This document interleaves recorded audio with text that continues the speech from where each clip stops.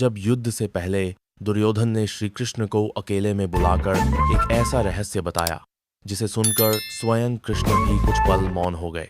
क्या था वो रहस्य जिसने दुर्योधन की छवि को पूरी तरह बदल दिया? महाभारत के युद्ध की भूमिका तैयार हो चुकी थी। पांडव और कौरव दोनों अपनी अपनी सेनाओं को सुसज्जित कर युद्ध भूमि में उतरने को तैयार थे। परंतु युद्ध से पहले कई ऐसे रहस्य और घटनाएं घटित हुईं जो इतिहास में दर्ज नहीं हो सकीं। ऐसी ही एक घटना थी जब कुरुक्षेत्र के युद्ध से कुछ दिन पूर्व दुर्योधन ने श्री कृष्ण से एकांत में मिलकर एक ऐसा रहस्य बताया जिसे उसने जीवन भर छुपाकर रखा था। यह रहस्य न केवल उसके चरित्र की गहराइयों को उजागर करता है बल्कि महाभारत की धाराओं को भी एक नया दृष्टिकोण प्रदान करता है। कुरुक्षेत्र के मैदान में युद्ध की तैयारियां अंतिम चरण में थीं। चारों ओर अस्त्र शस्त्रों की झंकार, घोड़ों की हिनहिनाहट और योद्धाओं के रणघोष से वातावरण गूंज रहा था। लेकिन हस्तिनापुर के महल में एक व्यक्ति बेचैन था और वह था दुर्योधन। वह जानता था कि यह युद्ध अंतिम होगा, या तो वो विजेता बनेगा या फिर उसके वंश का नाश निश्चित है। दुर्योधन का मन उद्विग्न था।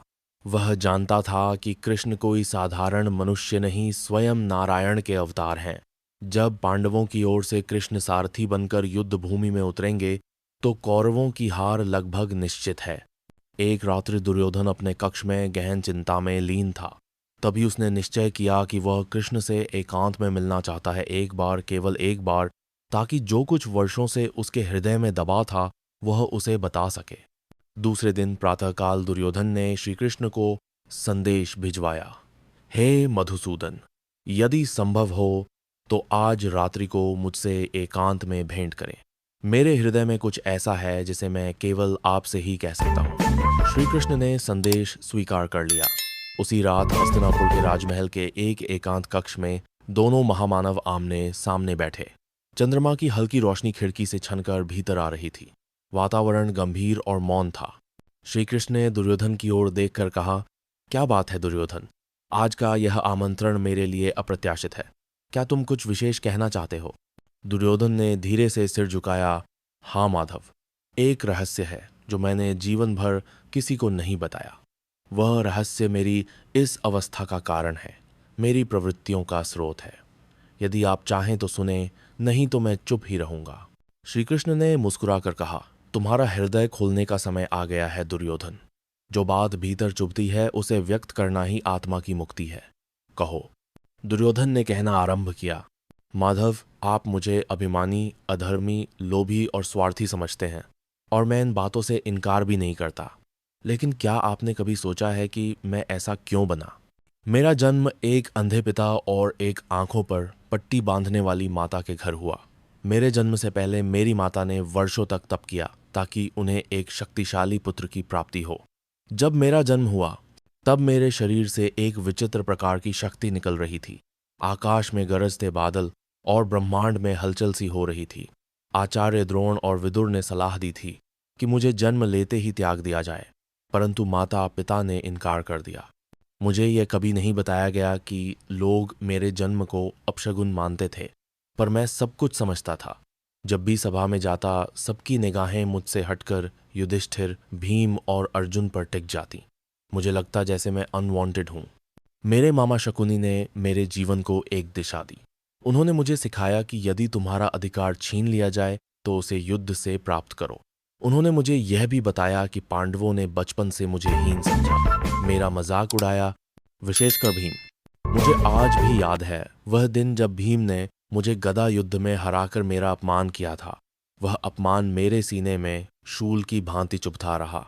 मामा शकुनी ने मुझे सिखाया कि बदला ही जीवन की सच्ची प्रेरणा है, और मैं उसी राह पर चलता चला गया।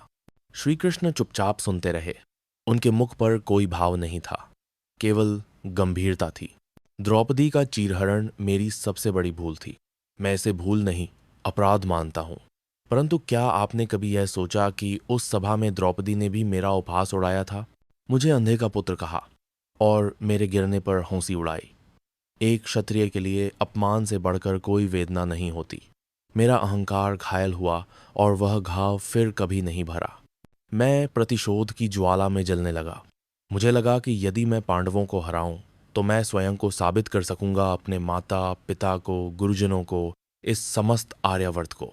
दुर्योधन रुक गया। उसकी आंखें भीग गई थीं। यह शायद पहली बार था जब उसने अपने भीतर की पीड़ा किसी से साझा की थी। श्री कृष्ण ने गहरी सांस ली और बोले, दुर्योधन, तुमने जो कहा वह तुम्हारे अंतर्मन का सत्य है, लेकिन एक बात स्मरण रखो, व्यक्ति अपने साथ हुए अन्याय को बदल नहीं सकता, परंतु अपनी प्रतिक्रियाओं को नियंत्रित कर सकता है। तुमने जो किया वह तुम्हारी पीड़ा का परिणाम था, परंतु धर्म की दृष्टि से अनुचित था। तुमने प्रतिशोध को अपने जीवन का ध्येय बना लिया। तुम अपने भीतर के अंधकार को पहचान सके, यह तुम्हारी जागरूकता का प्रतीक है। परंतु यदि यह स्वीकार पहले हो जाता तो युद्ध की आवश्यकता ही नहीं पड़ती। दुर्योधन ने सिर झुकाकर कहा, माधव, क्या मेरे लिए प्रायश्चित का कोई मार्ग है? कृष्ण बोले, हर जीव के लिए प्रायश्चित का मार्ग है दुर्योधन, परंतु उसके लिए पहले अहंकार का त्याग करना होता है। यदि तुम चाहो तो अभी भी युद्ध को रोका जा सकता है। दुर्योधन ने गहरी सांस ली और कहा, अब बहुत देर हो चुकी है। मेरी आत्मा यह जान चुकी है कि मेरे कर्मों का फल मुझे मिलेगा। मैं युद्ध करूंगा, लेकिन एक योद्धा के रूप में जो अपने अंतर्मन की सच्चाई से परिचित हो चुका है। रात्रि समाप्त होने को थी। चंद्रमा क्षितिज के पार चला गया था। कृष्ण उठ खड़े हुए। उन्होंने दुर्योधन के कंधे पर हाथ रखकर कहा, धर्म और अधर्म का युद्ध सदा से चला आ रहा है दुर्योधन, लेकिन जो व्यक्ति स्वयं को पहचान लेता है वह मृत्यु के पार जाकर भी अमर हो जाता है, अपनी चेतना में, अपने पश्चाताप में और अपने सत्य के स्वीकार में। दुर्योधन ने प्रणाम किया और कहा, धन्यवाद माधव कि आपने मेरी आत्मा का बोझ हल्का कर दिया। अब मैं युद्ध भूमि में न केवल शरीर से बल्कि आत्मा से भी तैयार हो सकूंगा। और फिर वे दोनों अलग हो गए, एक सत्य को जानकर, दूसरा सत्य के मार्गदर्शन हेतु। उपसंहार, यह रहस्य किसी ने नहीं जाना। श्री कृष्ण ने इसे किसी से नहीं कहा और दुर्योधन ने कभी किसी को नहीं बताया।